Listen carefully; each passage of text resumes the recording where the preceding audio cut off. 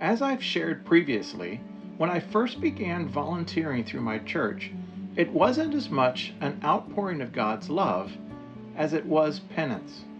I wanted to make up for all my poor choices and for all my wandering. It was a logical place to begin, especially with my worldly understanding of love.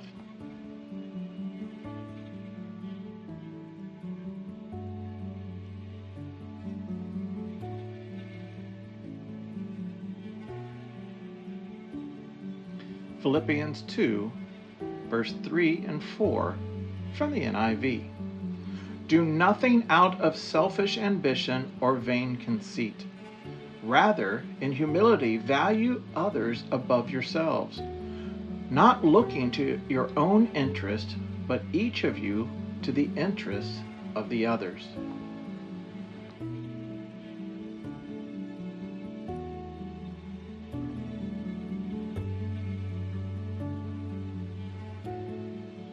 Why do relationships fail?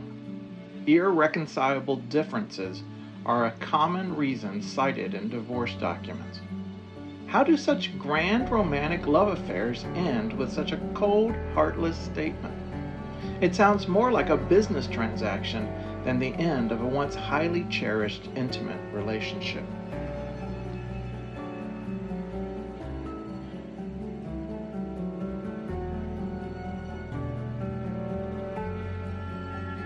Romans 1:29 through 31 from the NIV.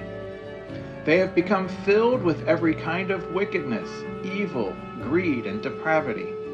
They are full of envy, murder, strife, deceit, and malice. They are gossips, slanderers, God-haters, insolent, arrogant, and boastful. They invent ways of doing evil. They disobey their parents. They have no understanding, no fidelity, no love, and no mercy.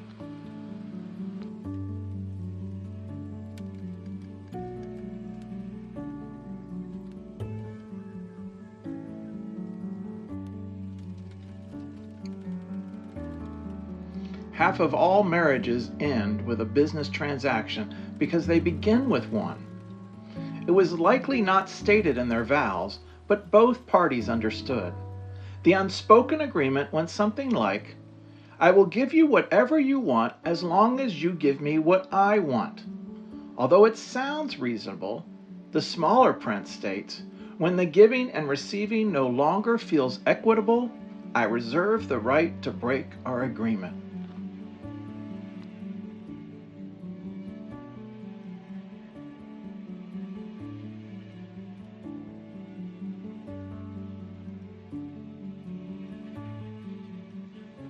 John 3:16 and 17 from the NIV. For God so loved the world that he gave his one and only Son, that whoever believes in him shall not perish, but have eternal life. For God did not send his Son into the world to condemn the world, but to save the world through him.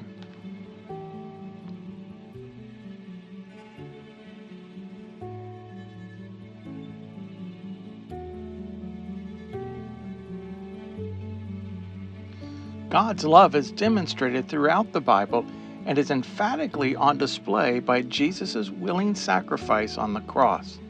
God's love is not transactional. Instead, it's a wellspring of his patience, mercy, grace, and forgiveness. It is endlessly poured out upon those who believe in him and those who do not.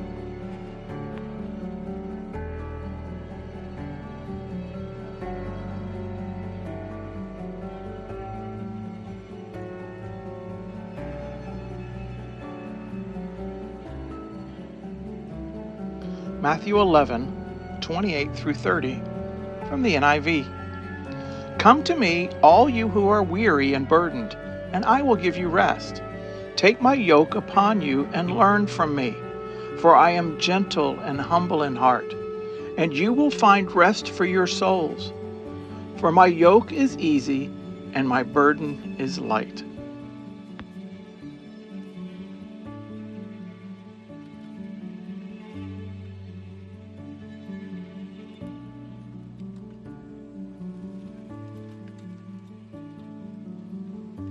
Although we may enter our relationship with God transactionally, God, if you exist, get me out of this and I will mend my ways. His hope is we will find a better way to love.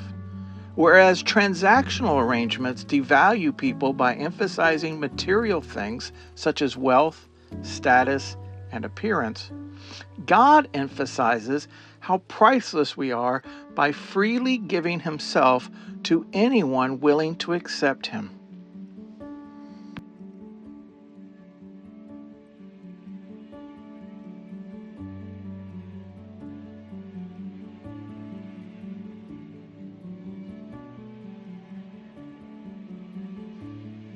Matthew 10:7 and 8 from the NIV. As you go, proclaim this message. The kingdom of heaven has come near. Heal the sick, raise the dead, cleanse those who have leprosy, and drive out demons. Freely you have received, freely give.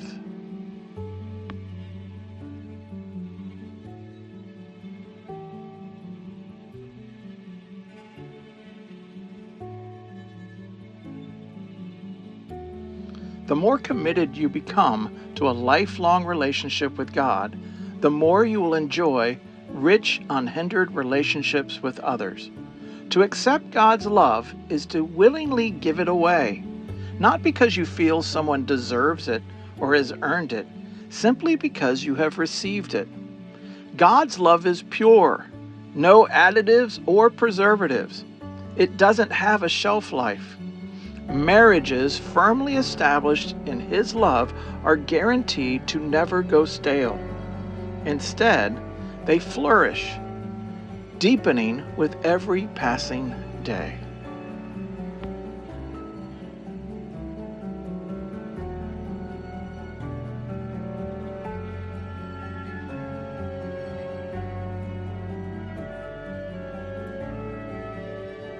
Matthew 5:3-10 from the NIV. Blessed are the poor in spirit, for theirs is the kingdom of heaven. Blessed are those who mourn, for they will be comforted. Blessed are the meek, for they will inherit the earth. Blessed are those who hunger and thirst for righteousness, for they will be filled. Blessed are the merciful, for they will be shown mercy. Blessed are the pure in heart, for they will see God. Blessed are the peacemakers, for they will be called children of God. Blessed are those who are persecuted because of righteousness, for theirs is the kingdom of heaven.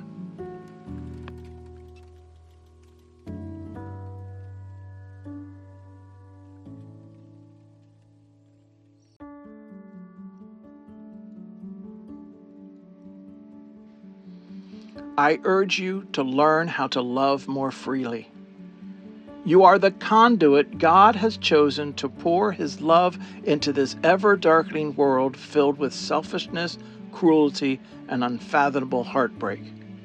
As you give yourself away, He will faithfully increase your capacity to love and bless you beyond measure.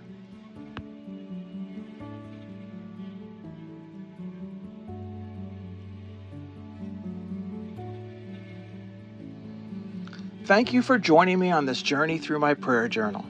It has served me over the years through triumphs and trials. My hope is that it might help you on your journey. Until next time, know that I love you and miss you, and please be good.